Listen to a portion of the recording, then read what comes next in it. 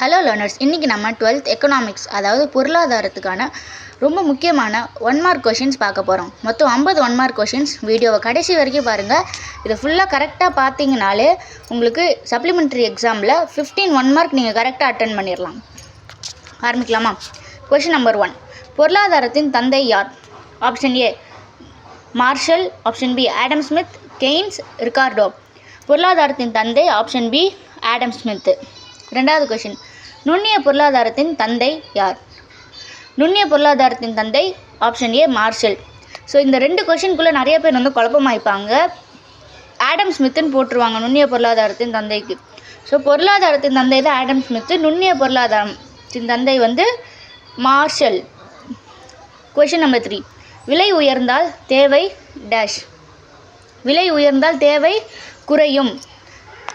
Fourth question, இந்தியாவின் மத்திய வங்கி டேஷ். இந்தியாவோட சென்ட்ரல் பேங்க் என்னது? RBI. Option B RBI. Fifth question, GDP என்பதின் விரிவாக்கம். ஜிடிபியோட எக்ஸ்பான்ஷன் என்னது? Gross domestic product. Option A is the correct answer. ஆறாவது கொஷின், பணவீக்கம் என்பது டேஷ். ஆப்ஷன் ஏ விலை குறைதல், ஆப்ஷன் பி விலை உயர்தல், வேலைவாய்ப்பு உயர்தல், உற்பத்தி குறைதல். ஆப்ஷன் பி விலை உயர்தல், அதுதான் கரெக்டான ஆன்சர். நிதி கொள்கையை வகுப்பது டேஷ். மத்திய அரசு. நிதி கொள்கையை மத்திய அரசு தான் வகுக்குது. எட்டாவது கொஷின், வேர்ல்ட் ட்ரேட் ஆர்கனைசேஷன் என்பதின் விரிவாக்கம். WTO என்பதின் விரிவாக்கம், அதோட எக்ஸ்பென்ஷன் தான் world trade organisation. Option A தான் கரெக்டான ஆன்சர். ஒன்பதாவது கொஷின், இந்திய பொருளாதார சீர்திருத்தங்கள் தொடங்கிய ஆண்டு. 1991 இந்திய பொருளாதார சீர்திருத்தங்கள் தொடங்கிச்சு. பத்தாவது கொஷின், வேலையை செய்ய விரும்பியும் வேலை இல்லாத நிலை டேஷ். வறுமை, வேலையின்மை, பணவீக்கம், வளர்ச்சி. இதுக்கான ஆன்சர் ஆப்ஷன் பி வேலையின்மை. அடுத்து 11வது கொஷின், தேசிய வருமானத்தை கணக்கிடும் முறைகள் எத்தனை? ஸோ தேசிய வருமானத்தை எத்தனை முறை கணக்கிடுவாங்க? There are 3 types. மொத்தம் 3 வகை இருக்குது.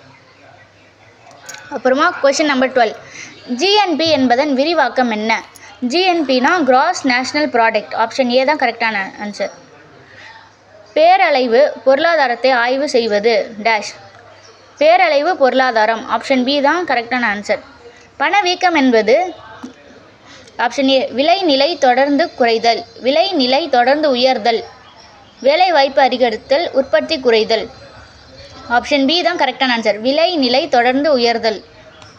15, பணவாட்டம் என்பது டேஷ். இதோட கரெக்டான ஆன்சர் ஆப்ஷன் பி விலை நிலை தொடர்ந்து குறைதல். நிதி கொள்கையை வகுப்பது யார்? நிதி கொள்கையை வகுப்பது மத்திய அரசு. ஆப்ஷன் பி தான் கரெக்டான ஆன்சர். பணக்கொள்கையை வகுப்பது யார்? கொஸ்டின் நம்பர் 17, பணக்கொள்கையை வகுப்பது யார்? Option B RBI.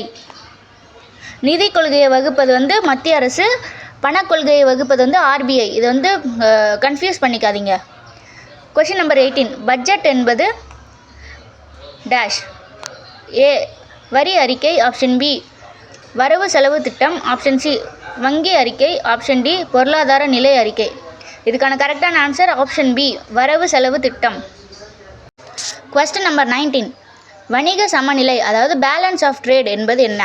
அப்படின்னா ஏற்றுமதி இறக்குமதி வேறுபாடு, அதாவது ஆப்ஷன் ஏ அதான் கரெக்டான ஆன்சர். கொஸ்டின் நம்பர் 20, மனித மூலதனம் என்று அழைப்பது டேஷ். இயந்திரங்கள் மற்றும் கட்டடங்கள், நிலம் மற்றும் கனிமங்கள், மக்களின் திறன், கல்வி மற்றும் உடல் நலம், பணம் மற்றும் நிதி. இதுக்கான கரெக்டான ஆன்சர் ஆப்ஷன் சி மக்களின் திறன், கல்வி மற்றும் உடல் நலம்.